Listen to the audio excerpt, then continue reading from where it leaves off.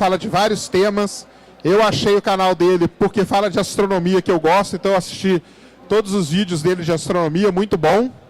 E ele vai falar aqui astronomia ao alcance de todos. E no final da palestra, vai ter o sorteio de 4 camisetas que ele trouxe ali, que vão ser para quem fizer perguntas inteligentes, hein? Pode perguntar qualquer coisa também não. Aí ele vai dar a camiseta aí pro pessoal, então, obrigado por ter vindo, Pedro. Boa apresentação aí e obrigado a vocês aí pela paciência e audiência o dia todo aí com a gente. Amanhã tem mais a partir das 10h30. Estamos aqui de novo. Obrigadão. Obrigado, Sérgio. Boa noite, pessoal. Antes de começar a palestra, eu acho interessante falar um pouco sobre mim e o porquê que eu estou aqui hoje na Campus Party. Isso é uma pergunta interessante porque eu tenho 18 anos. E é difícil uma pessoa com 18 anos pegar o microfone, subir no palco e fazer uma palestra na Campus Party. Então, o meu nome é Pedro Loz, eu tenho 18 anos, como eu falei antes, e eu comecei a fazer vídeos de ciência quando eu estava no ensino médio para um canal que eu chamei de Ciência Todo Dia. E logo que eu comecei, eu recebi críticas positivas, várias críticas positivas, pessoas que gostavam dos vídeos, gostavam da maneira que eu estava passando o conteúdo, e também recebi críticas negativas. A maior parte das críticas negativas, até me chama a atenção, era por parte da minha idade, não por causa do conteúdo em si. Então as pessoas não estavam me criticando pelo fato de eu estar ensinando ciência ou de eu estar dando uma de professor, sabe? Elas me criticavam justamente pelo fato de eu ter 18 anos e ter um canal de ciência. Mesmo assim, eu continuei e hoje em dia o canal já alcançou 800 mil brasileiros ao todo. Tem mais de 100 mil pessoas que acompanham nas redes sociais todos os ensinamentos que o Ciência Todo Dia vem trazendo semanalmente. E, além disso, eu fui convidado no final do ano passado, para ingressar na plataforma YouTube Edu, que é uma plataforma de ensino com todos os professores, um dos maiores canais de ensino brasileiros, e eu sou o professor mais jovem do YouTube Edu. Eu também sou um dos professores no Brasil da equipe que faz os vídeos da Khan Academy, não sei se alguém conhece. Então, tudo isso são conquistas muito grandes para mim, não só pela minha idade, mas para mim como pessoa. Eu fico muito feliz por ter atingido ela. Então, sem mais delongas, vamos começar a palestra, que eu escolhi com um tema com carinho, porque eu acho que casa perfeitamente com um dos meus objetivos de vida, que é levar a ciência ao alcance de todos. Então, por muito tempo, a ciência esteve à nossa volta. É de natureza humana a vontade de conhecer o mundo ao nosso redor e tentar tirar proveito dele. Por exemplo, a escrita. Aqui eu tenho um bloco de argila da Mesopotâmia, cunhado com algumas letras, que pertenceu a alguém que na época não existia, não era bem a definição astrônomo ainda, até pelas origens da astronomia, mas pertenceu a alguém que eu vou chamar de astrônomo, que estava tentando registrar alguns fenômenos astronômicos. É a profissão dele. Esse bloco é datado de 482 a.C., o que faz dele um registro científico muito antigo, mas ainda assim recente, em escala de tempo geológica. Esse bloco, ele representa muito para a nossa sociedade, porque nem sempre a gente conseguiu escrever as nossas coisas. Naquela época, as pessoas dependiam da observação dos efeitos dos fenômenos astronômicos para ver quando que as novas estações chegariam, e quando as novas estações chegariam, elas poderiam prever isso e tentar ver se isso ia ter algum impacto negativo ou positivo nas plantações. Se elas errassem a previsão dos fenômenos, a plantação ia para o saco, e isso seria uma catástrofe em uma época em que não existia teleentrega. Mas antes da escrita, existe ainda outro indício, nossos primeiros registros científicos, que seria a agricultura. A nossa capacidade de controlar o ambiente, de tirar proveito dele e transformar isso em comida, em alimentação, para garantir a subsistência da nossa espécie. A agricultura data de 12 mil anos atrás. 12 mil anos é muita coisa, não tanto em escala de tempo geológica, mas em termos humanos é muita coisa.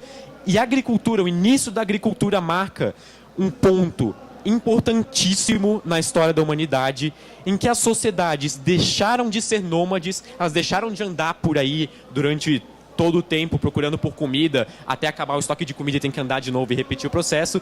Então as sociedades deixaram de ser nômades e começaram a se fixar em algum lugar. Se a agricultura não tivesse começado há 12 mil anos atrás, ou tanto faz 6 mil anos atrás, 5 mil anos atrás, um mês atrás, a gente ainda estaria sem casa fixa. Então a nossa necessidade de conhecer o ambiente e de realmente usar a ciência a nosso favor nos fez muitos benefícios. Inclusive, conseguir uma casa fixa. Mas quando eu falei da escrita, a escrita também foi uma revolução importantíssima. Por quê? A ciência em si é muito importante, só que a gente precisa de um jeito eficaz de passar a ciência para os outros. E é aí que entra a escrita. A capacidade de transformar fonemas em símbolos, como esse que vocês podem ver aqui. Até eu achei curioso que tem uma suástica aqui. Não sei se vocês conseguiram perceber ou não, mas isso é um símbolo árabe, constava no alfabeto. E a capacidade de transformar fonemas em símbolos, passar para um papel, para depois esses símbolos serem lidos, interpretados pelo nosso cérebro e transformados em fonemas de novo, é uma capacidade quase mágica do nosso cérebro. Só que mesmo assim, mesmo sendo tão incrível, a escrita não entrou direto na nossa sociedade. Ela não começou imediatamente a fazer parte das nossas vidas. Como vocês podem ver nessa imagem, foi só aqui, no século VI, que o número de livros publicados, na época, no caso, manuscritos, começou a se tornar expressivo. No século VI inteiro, nos 100 anos que fizeram parte do século VI, foram publicados 10 mil cópias. Gente, 10 mil cópias em um século inteiro dá cerca de 100 livros por ano, o que não é nada comparado aos 2 milhões e 200 mil livros publicados anualmente agora. E a verdadeira revolução na passagem de conhecimento por escrito, como vocês podem ver nesse gráfico, esse gráfico é lindo, eu sou apaixonado por esse gráfico, veio no século XV. O que aconteceu de importante no século XV? Eu dou um abraço em quem acertar. Acertou. Foi inventada a máquina de Gutenberg. Estou te devendo um abraço. A máquina de Gutenberg foi a primeira invenção que permitiu a impressão de livros e a publicação de livros em escala industrial. Antes da máquina de Gutenberg, nesse período inteiro, os livros eram caros, os livros eram raros, eram difíceis de encontrar, quase ninguém tinha acesso. E quando Gutenberg inventou a máquina dele que permitia a impressão de livros em escala industrial, não só aumentou a oferta de livros, como também barateou o preço deles. Essa é a máquina de Gutenberg, ele pegava chapas, cunhava as letras na chapa e depois podia organizar elas da maneira com que ele fosse fazer a folha, pintava, passava tinta na chapa e prensava no papel. E assim era feito. Tanto é que o primeiro livro impresso por Gutenberg foi a Bíblia, conhecida como a Bíblia de Gutenberg. Essa é uma foto dela, foi o primeiro livro já feito na história a usar fontes coloridas. Aquele negócio que os professores de vocês tanto odeiam quando vocês usam no ensino médio, sabe? Aquele word art incrível que vocês fazem no PowerPoint, assim, para entregar um trabalho. Então, Gutenberg usava isso e era um sucesso. Quando eu digo que os livros eram caros, eu realmente quero dizer que eles eram muito caros. Muito caros mesmo. Para fazer uma comparação, na Idade Média, de acordo com alguns manuscritos que a gente conseguiu achar na Europa, alguns manuscritos islâmicos que a gente achou na Europa Oriental, uma família na Idade Média, de classe média, precisava de mais ou menos 24 dinars, essa moedinha de ouro aqui, para se manter durante um ano inteiro. Um livro, quando não fosse um exemplar muito bom, podia variar de 7 dinars até 70 dinars, quando fosse, sei lá, um livro de anatomia que a gente usa na faculdade de medicina. Eu tenho aqui um exemplar do que foi o meu primeiro livro de ciência, que eu ganhei quando eu era criança. Eu acho que eu tinha uns 5, 6 anos. Até foi minha mãe que me deu, está aqui na plateia hoje. E, felizmente, eu tive acesso a esse conhecimento. Só que, traduzindo para valores atuais, esse livro, eu não tô menosprezando o autor, nem menosprezando o livro. Mas esse livro, se a gente considerasse um livro não tão bom, valendo, no caso, 7 dinars, isso equivaleria a hoje R$ 1.500 por esse livro. Se vocês fossem comprar um livro de anatomia, ia estar o preço de um carro, mais ou menos uns R$ 15 mil. Ah, vocês sabiam, por acaso, que a Campus Party, o tema dela, esse ano, é a celebração dos 150 anos da publicação do livro do Júlio Verne, Da Terra ao Sol? Por isso que todos os palcos têm nome tipo Sol, Terra, Lua, Marte. É uma curiosidade, eu também era fã do Júlio Verne quando era criança. E, curiosamente, foi a necessidade que a gente tinha de melhorar a nossa capacidade de comunicação, de transmitir conhecimento, que levou esse grupo, essa organização, a revolucionar a maneira como a gente transmite conhecimento. Em 1989, não faz muito tempo, eles, na verdade, revolucionaram o conhecimento. O CERN iniciou um projeto chamado World Wide Web. O www que vocês estão acostumados, ou pelo menos quem não é usuário do Chrome está acostumado a usar, para entrar em sites. Então, www significa World Wide Web. No começo, era uma iniciativa para cientistas poderem transmitir resultados de artigos científicos, papers, tudo isso de uma maneira mais rápida. E isso deu muito certo. Realmente, a comunicação era quase instantânea em 1989. Para quem aqui viveu na época em que a comunicação era feita por cartas, sabe como é chato esperar 1 mês ou 2 para receber a resposta. E eu não preciso dizer que a web deu muito certo, né? Em 1993, o CERN, de tanto sucesso que fez ao www entre os físicos de partículas, o CERN decidiu abrir o www para todas as pessoas que queriam ter acesso, para todas as pessoas que quisessem explorar esse mundo novo. Agora, voltando aos livros, eles, durante muito tempo, foram a nossa principal maneira de divulgar a ciência. Mas seria ignorância nossa achar que todo mundo tem acesso a livros. Eu, felizmente, tive acesso a livros, mas nós vivemos num país em que 21,48% da população, isso é uma pesquisa recente de 2012 ou 2014, se eu não me engano, vivem com 2 salários mínimos ou menos. Então, da mesma forma com que uma família da Idade Média preferia se sustentar ao invés de patrocinar o estudo dos seus membros, a gente consegue entender por que essas 43 milhões de pessoas muitas vezes preferem se sustentar do que patrocinar o estudo dos seus filhos. Não existe opção para os dois, não existe dinheiro para os dois. É um ou é outro. E é aí que entra a internet. A internet, em média, é mais cara que os livros. Mas ela tem um índice de aceitação imenso e eu acho que só perde para a televisão.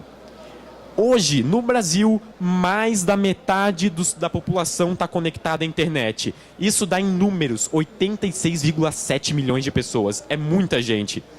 86,7 milhões de pessoas têm acesso à internet e as outras pessoas que não têm acesso à internet deve-se a 2 fatores, socioeconômicos ou falta de cobertura do sinal, por exemplo. E o ponto em que eu quero chegar é que a internet, de certa forma, é muito mais atrativa para o usuário do que comprar um livro. Eu não estou questionando a eficácia dos livros, nem a validade de ensino deles. Eu sou um leitor assíduo e reconheço a importância que os livros têm. Mas talvez a gente tenha que admitir que talvez eles não sejam a forma mais eficaz de transmitir conhecimento. Por exemplo, o preço médio de um livro varia em torno de R$ 30. O preço médio de um serviço de internet, essa imagem não é sugestiva, eu realmente quis falar isso, custa em média R$ 50. Agora, um livro não é tão atrativo para toda a população. Por exemplo, para aqueles 21,48% da população que vivem com menos de 2 salários mínimos. A internet, gente, é a internet. Tem redes, tem sites de notícia, tem rede social, tem o Ciência Todo Dia, tem tudo, gente. Tem Twitter, é muita coisa. Não é difícil de perceber por que a internet é mais atrativa para o usuário do que um livro.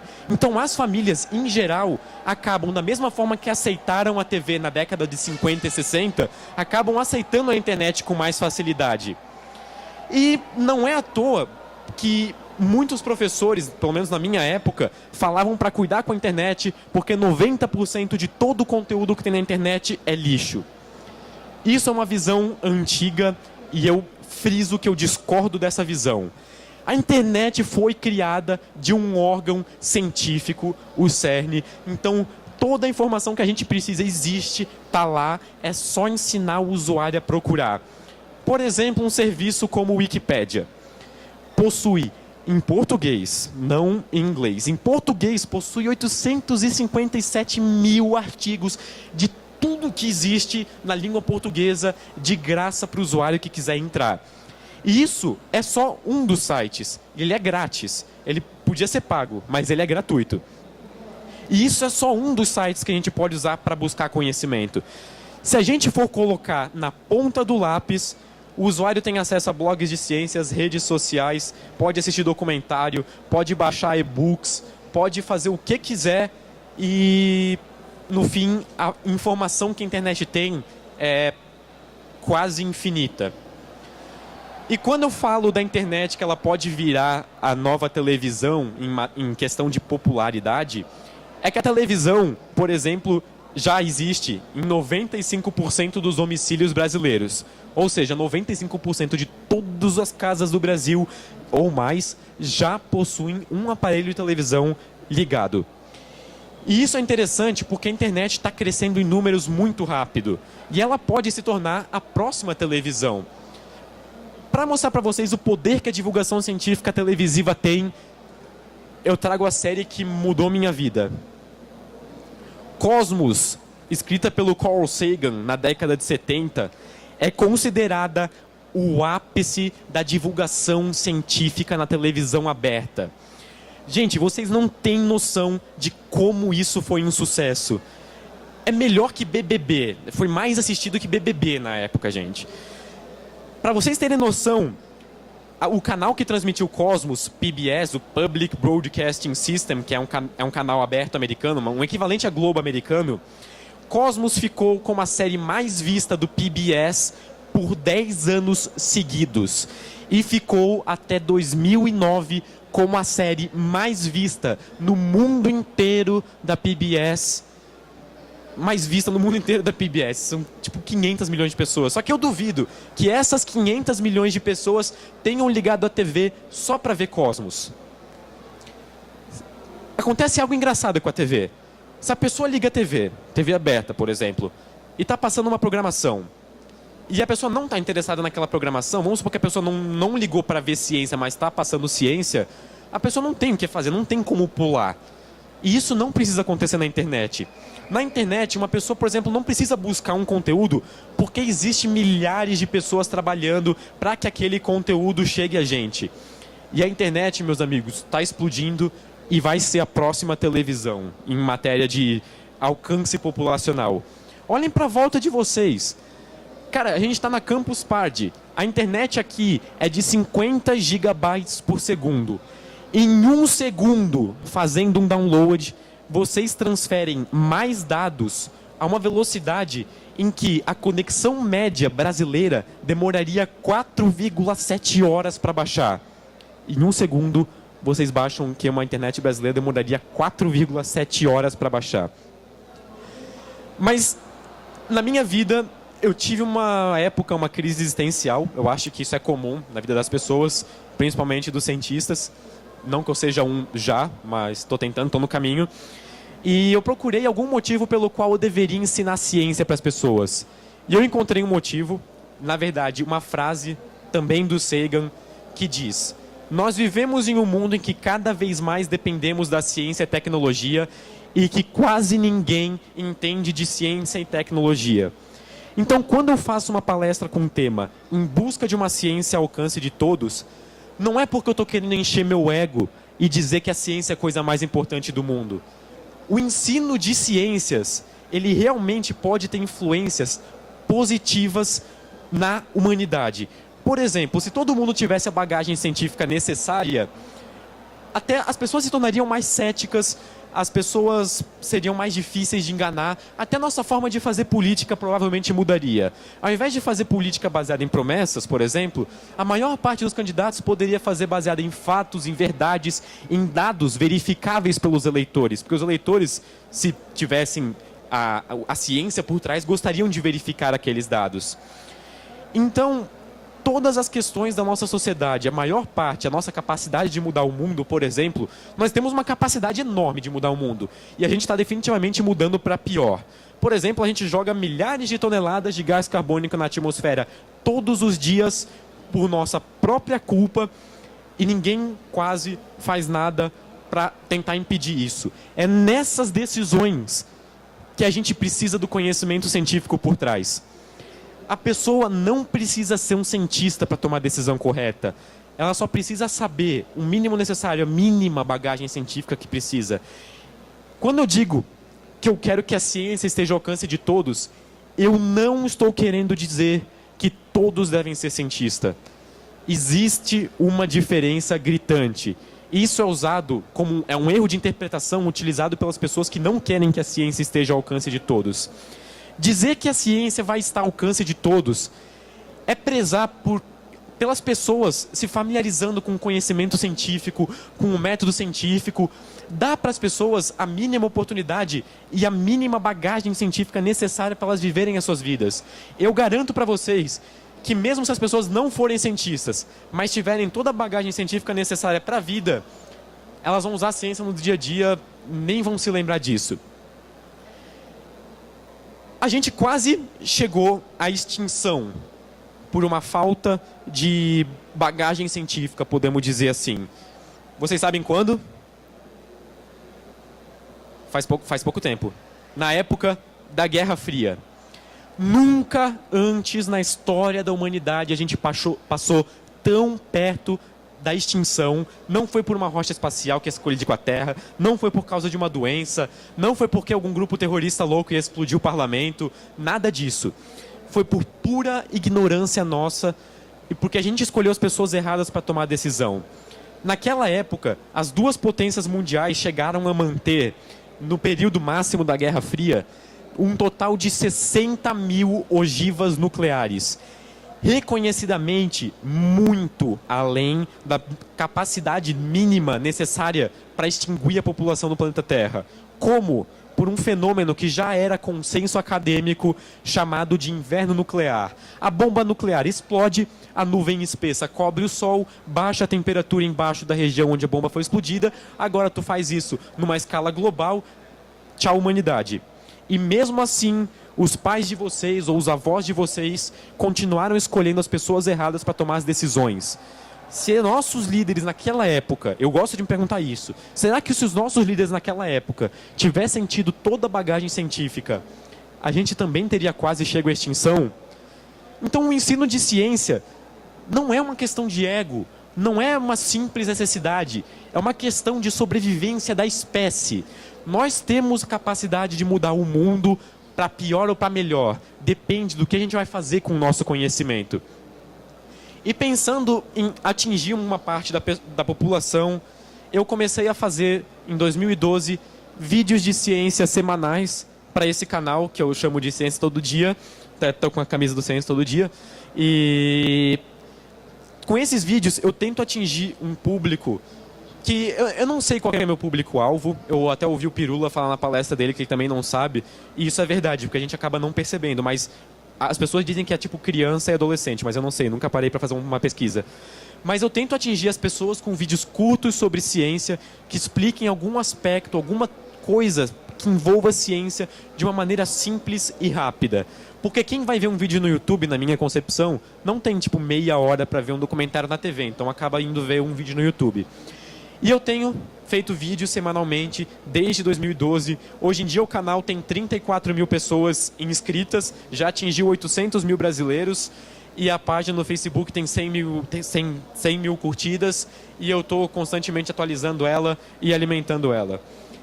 E eu recebo vários comentários, tenho percebido que do nada surgiram vários comentários do tipo: nossa, eu queria que você fosse meu professor. Gente, isso me deixa muito feliz. Sério, eu fico muito entusiasmado com isso. Mas a culpa não é do professor da pessoa que não é do professor da pessoa que comentou isso. Porque o YouTube tem se mostrado uma ferramenta incrível na divulgação científica. Por quê? Porque a pessoa pode pausar o vídeo a hora que quiser, a pessoa pode retomar o vídeo a hora que quiser, a pessoa pode assistir mais tarde, montar uma playlist, mandar para amigo. Não é aquela mesma coisa de aula, a pessoa não é obrigada a ver aquilo. Então, como conclusão disso tudo, como uma consideração final, eu acho que eu estou me estourando um pouquinho no tempo, daí vai dar tempo para a pergunta, mas eu acho que a ciência hoje em dia não está mais restrita aos órgãos acadêmicos. Hoje em dia, a ciência acompanha as nossas formas de comunicação e as nossas maneiras de interagir em sociedade. A ciência já foi elitizada, já foi uma coisa elitista há muito tempo, e hoje em dia, felizmente, não é mais.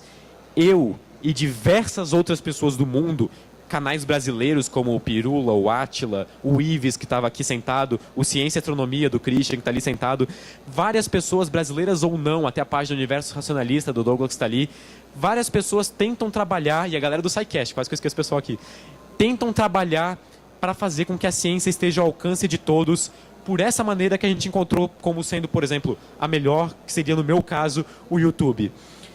E eu tive a sorte de ter uma família que incentivava a minha curiosidade desde pequeno.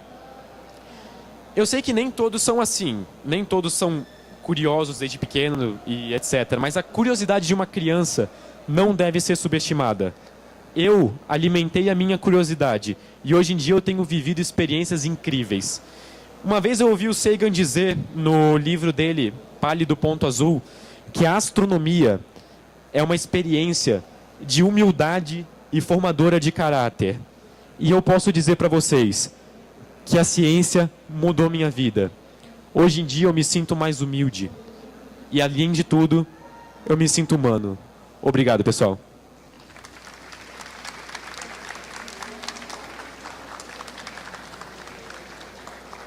E agora eu vou abrir para perguntas. Se alguém quiser fazer uma pergunta, eu tenho 4 camisetas do Ciência Todo Dia, como um brinde singelo para quem quiser fazer uma pergunta. Só não façam pergunta por fazer, né? Se quiserem fazer mais, depois das camisas já terem ido, podem fazer também. Então, se alguém tiver uma pergunta...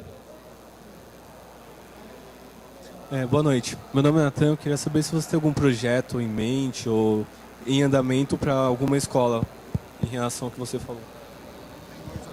Oi, teste. Então, a pergunta foi se eu tenho algum projeto para alguma escola ou para dar aula em alguma escola, alguma coisa assim, para ajudar escolas.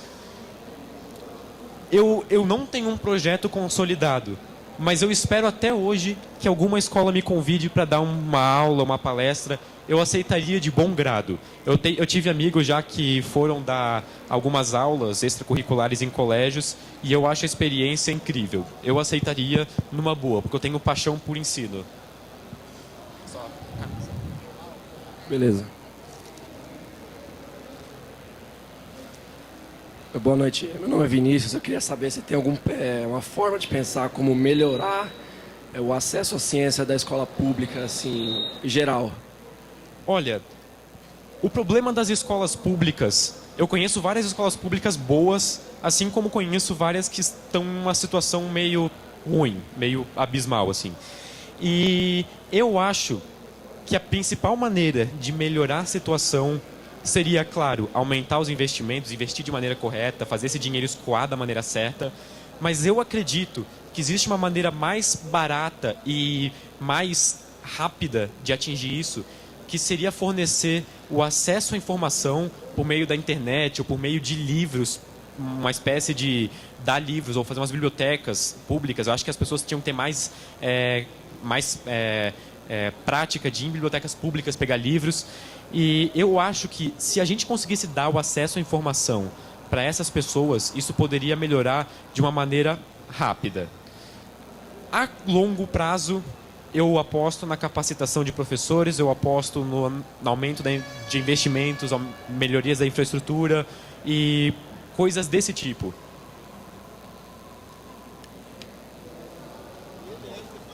Oi, boa noite. Eu faço ciência da computação e assim a nossa preocupação é justamente você aprofundar bastante seu conhecimento para repassar. Mas eu vejo que, por mais que tenha tido um grande progresso nessa questão de afetar mais pessoas terem a oportunidade de ter acesso à ciência, a curiosidade ela não é algo que é motivado. E mesmo na universidade, por mais que você tenha professores que te dão apoio, você muitas vezes é limitado pela sua curiosidade, você tem vontade de se aprofundar em uma área, em buscar mais coisas e você não tem recurso para isso.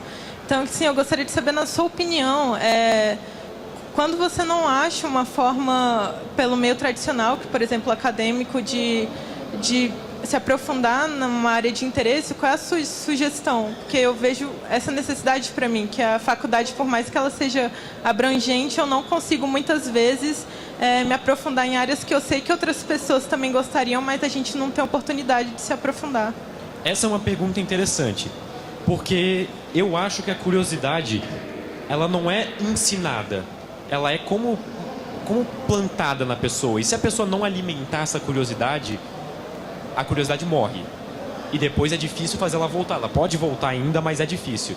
Então eu acho que a partir do momento que a pessoa tem uma curiosidade de se aprofundar em um assunto, o papel das pessoas que estão em volta dela, ou até mesmo o professor, é tentar dar o caminho para ela se aprofundar. No meio acadêmico, existem os artigos científicos, papers, só que a maior parte, se for procurar em português, falta muita informação. Não é que os artigos faltam informação, é que faltam artigos de informação, por exemplo. Então, eu acho que hoje em dia o ensino de inglês ele é importantíssimo nas escolas e na vida de um estudante. Porque cada vez mais a globalização está chegando a um nível em que a gente está trocando informação com outros países e a gente está parando de nacionalizar as informações. A gente está começando a usar isso de uma maneira globalizada. Então, se a pessoa tem inglês, ela vai ter acesso a uma gama de conhecimento incrível na internet. Por meio dos sites, por exemplo, o portal da CAPES, para quem estuda em universidade, se eu não me engano, é só a Universidade Federal, o Instituto Federal, eu não consigo confirmar isso, mas tem acesso a CAPES, tem acesso aos artigos científicos do mundo inteiro. Poucos estudantes sabem disso, por exemplo, na UFSC, pouquíssima gente sabe, mas tem acesso às revistas Nature, tem acesso a Science News, Science Magazine, e tudo isso em inglês, infelizmente, não tem em português. Mas seria uma ótima maneira de aprofundar no assunto. Como?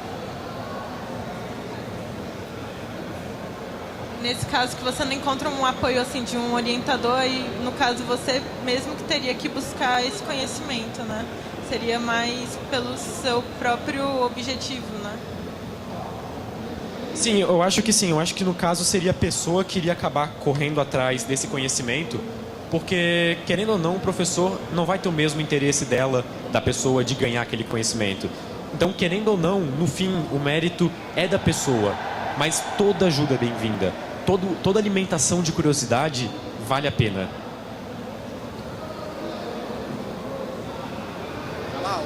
Tá. Boa noite. Primeiro eu queria agradecer pelo trabalho que você faz em divulgação científica. Além disso, eu queria só fazer um comentário sobre o que ela disse antes de fazer uma pergunta, que a minha faculdade, ela criou meu curso, Estudos de Mídia da UF, ela criou um sistema de grade curricular que incentiva muito o aluno a procurar pesquisa, porque tem poucas matérias por dia, são no máximo 3, porque à noite é dobrado, né? E você só tem 10 matérias obrigatórias nos 4 anos de curso, então você tem chance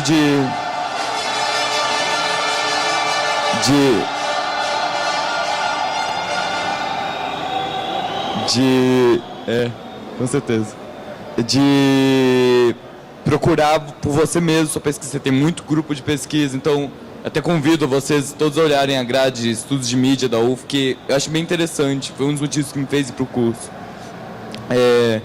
Fora isso, a pergunta mesmo era se você e outros, citou Pirula, citou, acho, youtubers, isso, só que essa parte de divulgação científica, estão se organizando, tem algum plano já correndo no meio para fazer um projeto junto, algo... Uma comunidade. Isso, uma network mesmo que funcionasse com trocas de formas, pesquisa mesmo entre os youtubers, trocas de informação, para ajudar nessa divulgação. Olha, desde que eu comecei os vídeos, eu me inspiro muito em canais americanos como o Veritasium, o Vsauce, Smarter Everyday. Eu assisto muito esses vídeos e o meu sonho, eu percebo como a comunidade científica que eles montaram no YouTube é bem consolidada.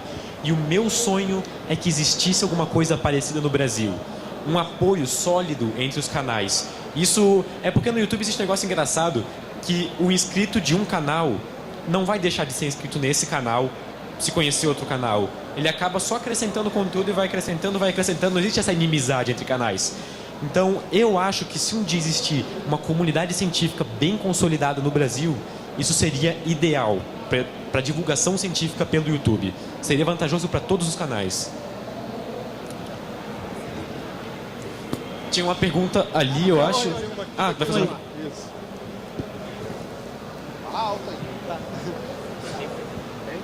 Olá, boa noite. Primeiramente, gostaria de te agradecer por estar aqui dando essa palestra, que é muito gratificante. Segundo, eu sou professor de física num cursinho pré-vestibular popular, dou auxílios aos alunos, só que meu horário em sala de aula é restrito, devido por ser pré-vestibular, temos professores, acaba sendo restrito.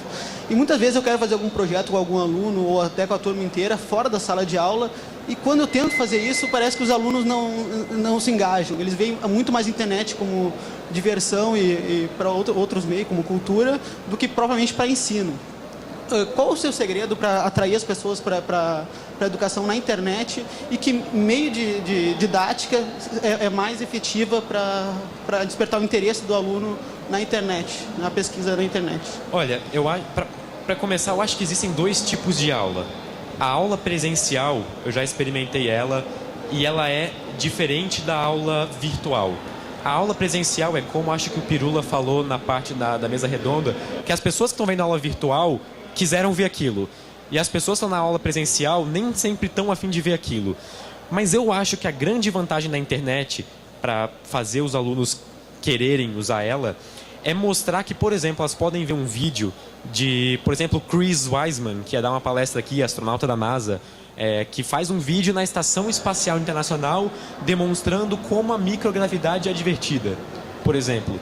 Então os alunos poderiam usar a internet para esses fins, para descobrir outras maneiras de aprender a ciência e aplicar ela na vida. Uma coisa que eu achei interessante, que até foi citado na palestra na mesa redonda que o Berê falou, é que muitas vezes a gente aprende no ensino médio a receita para as coisas e nunca toca nas coisas para fazer essas coisas. E no YouTube, ou a internet, faz com que o aluno consiga, de certa forma, fazer um intermédio entre não tocar e tocar na coisa. Ele consegue ver aquela coisa sendo feita e ter a visão daquilo. Eu consegui responder a pergunta?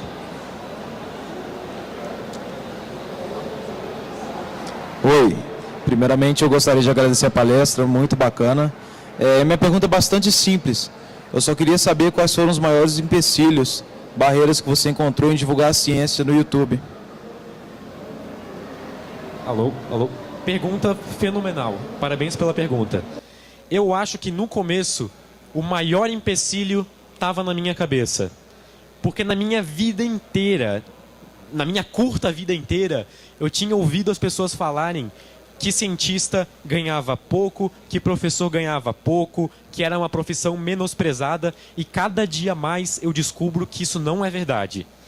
Então eu acho que o meu maior medo, quando eu comecei a pensar em fazer ciência, em começar a fazer os vídeos, era em entrar nesse mundo e ser menosprezado.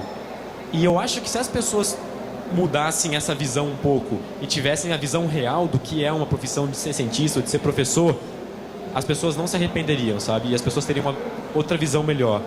E fora esses empecilhos da minha própria cabeça, eu acho que a maior parte são da crítica de pessoas que... eu não digo ignorantes, porque eu acho que muitas vezes as pessoas não tiveram acesso ao conteúdo. Mas eu acho que a maior parte das críticas de todas as pessoas que fazem vídeo de ciência é por parte desses grupos que atacam as ideias, que atacam a ciência, como se ela fosse uma doutrina religiosa, o que ela não é. A ciência é um método. Os cientistas são as pessoas que aplicam a ciência. Isso aí. Obrigado, Pedro. Obrigado a todo mundo aí. Só antes de acabar, só dar umas palavrinhas. Que ele falou é tudo certo mesmo. Agora, são 2 sonhos aí. Um, unir a comunidade científica do Brasil, principalmente a unidade cientista mesmo. Fica aqui a intimação para os canais que estão aqui. Profissionais. Uma boa Não, ideia. mas aí que eu acho, cara. Eu acho que eu tô na Campus Party há muito tempo, entendeu? E muitas vezes a gente trouxe pessoas profissionais mesmo da ciência, mas que não conseguiam passar a ideia, entendeu? A ideia aqui, com o pessoal que esteve aqui antes, você... Ontem a gente fez um hangout aqui, que é uma outra ferramenta também, não é 100%, mas funcionou legal. Os youtubers todos aí, vocês, com a ciência no mesmo nível de canal que fala de qualquer outra coisa. Então, vocês passam a ciência de uma maneira muito mais, vamos dizer assim, palatável para o pessoal, entendeu? E o mais legal, que nesse meio, vamos dizer assim, amador, a integração, a interação é muito mais. Então tem o pessoal próprio do SciCast que fez com o Papo de Gordo, outro dia um sobre a carne, né?